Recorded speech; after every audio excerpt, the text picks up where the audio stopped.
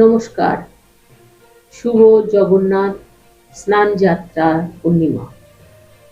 আজ শ্রী জগন্নাথ দেবের স্নান যাত্রার পূর্ণিমা উদযাপন করবে আই নিউজ বাংলা 28 খিদিরপুরের বিখ্যাত জগন্নাথ মন্দিরে।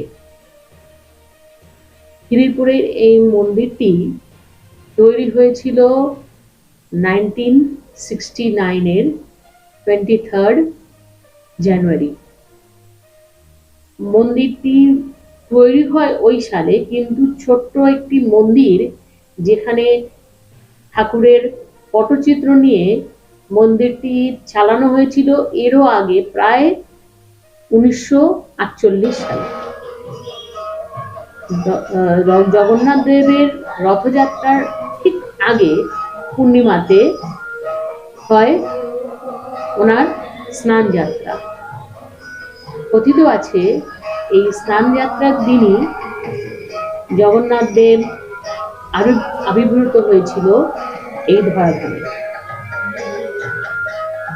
আমরা আজ আই নিউজের টিম চলে এসেছি এই মন্দির প্রাঙ্গণে। এখানে যে স্নান যাত্রার নিয়ম বা রথযাত্রার নিয়ম এবং মন্দিরের প্রত্যেকটি নিয়মই পুরীর জগন্নাথ মন্দিরের আদলে এনারা করেন।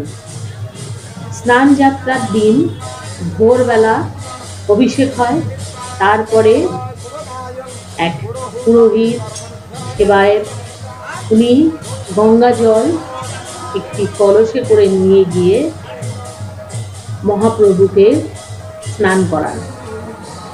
এই যে কলসটি উনি হাতে করে নিয়ে যাচ্ছেন, এরকম 108টি কলস থাকে। 108 কলস দিয়ে জল দিয়ে গঙ্গা শ্রী জগন্নাথ, বলরাম, সুভদ্রাকে স্নান করানো হয়। গঙ্গা জল থাকে, তার মধ্যে আরো অনেক কর্পূর, আরো ফুল, ছাল এসব মিলিয়ে তৈরি করা হয় এই স্নান জলটি।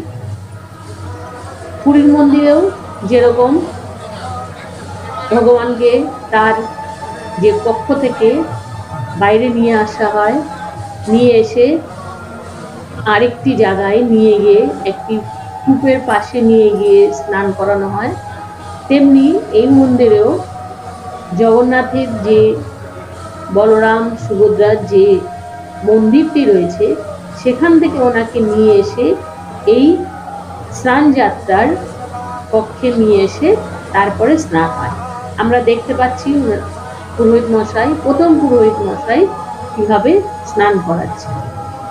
প্রথমে প্রধান পুরোহিত করা হয়, তারপরে আরো 107টি কলস দিয়ে স্নান করাবেন ভক্তগণ। পুরীর মন্দিরে জগন্নাথ দেবকে স্নান করান ওখানকার সেবায়েতরা, 108 কলস সেখানে দিয়ে স্নান করার সেবায়েতরা। কিন্তু খিদিরপুর মন্দিরে একটি ব্যতিক্রম আমরা দেখতে পেলাম। ওনারা এখানে স্নান যাত্রার প্রধান পুরোহিতের স্নান যাত্রার পর নিয়ম কানুন মেনে পুরো স্নান যাত্রা হয়ে যাওয়ার পর তারপরে ওনারা জনসাধারণের উপর খুলে দেন। যে কোনো মানুষ, সাধারণ মানুষই এক একটি কলস নিয়ে এসে শ্রী জগন্নাথ, বলরাম, সুভদ্রা এনাদের স্নান করাতে পারে। আমরা শুনে নিলাম প্রধান পুরোহিত তিনি বলছেন কিভাবে ভগবানের স্নান যাত্রার পর সন্ধ্যাবেলা এখানে হয় ঠাকুরের গজানন বেশ। সন্ধ্যাবেলা এই যে দেখতে পাচ্ছি কলসিগুলো নিয়ে স্নান শুরু হয়ে গেছে। স্নান হয়ে যাওয়ার পর তারপরে হবে জগন্নাথ, বলরাম, সুভদ্রার গজানন বেশ। স্নান এরপরে হয়ে যাবার পরে আরেকটি দিক আছে। গজানন বেশটা হবে। গজানন বেশ এত করে স্নান করে ভগবান ঠাকুরের কাছে নীতি জগন্নাথ, ভোগটা লাগবে। নীতি বলরাম, ভোগ হয়ে যাওয়ার সুভদ্রা পরে ঠাকুর ওনার অনসর ঘরে থাকবে শরীর খারাপ এখনই হয়। 15 দিন, যেটা তাই বন্ধ থাকে মন্দির। 15 দিনের জন্য ঠাকুর বাস। ভগবানকে আর আমরা দেখতে পাই না, উনি দর্শকদের দেখা দেন না। তারপরে পুরোহিত বৈদ্য এসে ওনার ট্রিটমেন্ট করার পর উনি আবার ফির ভক্তর মাঝে চলে আসেন সেই রথযাত্রায়। এখন আমরা শুনে নেব এখানকার সেক্রেটারির কিছু বক্তব্য। মন্দির কত বছরের পুরনো? मंदिर 1948 থেকে একটা ছোট্ট মন্দির, মানে কি গাছের নিচে পুরো লোক দুটো ছিলেন এখানে, একটা গাছের নিচে তারপরে যে নতুন মন্দিরটা আমরা অটোপ্রয়োগ করে তারপরে একটা ছোট্ট মন্দির আমরা বানাচ্ছি। তারপরে এই বড় মন্দিরটা আমরা 1999 ডিসেম্বরে চালু করেছি। 2003 ইনাগুরেশন হয়। পুরীতে দৈতার করছি, রাজনীতি সবাই মিলে তারপরে আস্তে আস্তে আস্তে আস্তে আস্তে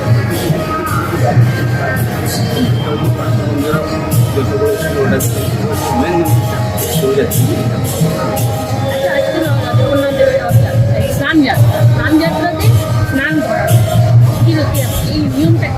এটা হচ্ছে ভগবানের যেটা একটা বছর, সারা বছরে যে ঠাকুরের থাকে তার নিয়ম আছে, পুরীতে যে সিস্টেম থাকে। আপনাদের এখানে একটা নিয়ম থাকে যে কি ঠাকুরে স্নান করার একটা ব্যবস্থা শনিবার যে বলা যায়, ঠাকুর জগন্নাথ স্নান করা যায়। এখানকার সিস্টেম আমরা আলাদা করেছি যে কি পুরীতে পান্ডাদের স্নান করায়, এখানে আমার একশোয়ার্ড কলাসে ভক্তদের স্নান করায়। যে কপালে যার থাকে কলস থাকে ওটা ভক্তদের এটা এখানকার মানে সাধারণ মানুষেরা ভগবানের কাছে আমরা চাষ করি। এটা আপনারা অনেক এই পুরী ইনকাম ঠাকুরের স্নান করা, এটা আমরা যা কপালে স্নান করা। আপনার রথযাত্রাগুলি কি এরকম কিছু প্রথমে তো স্পেশালই আছে, সবাই করে সমান, এটা স্পেশাল কিছু নেই। ওদিন চেরাপাড়া হবে, যেরকম পুরীতে রথ রাজা চেরাপাড়া করবে, সব রথ বেরোবে, এখানে রাজা আছে, রাজা ঝাড়ু মার, সোনার ঝাড়ু মারবে। সঙ্গে রাজা আরজি বংশাল আছে, রামগোপাল বংশাল উনি আছে।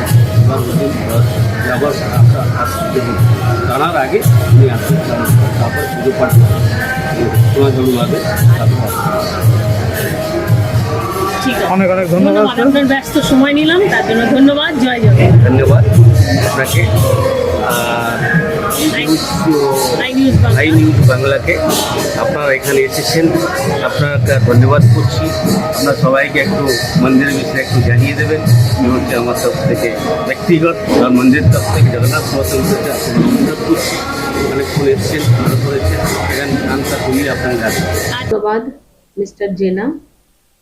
ক্যামেরাম্যান সুতপার সাথে উমেশ প্রসাদের রিপোর্ট। সবাই মিলে আবার একবার বলুন জয় জগন্নাথ।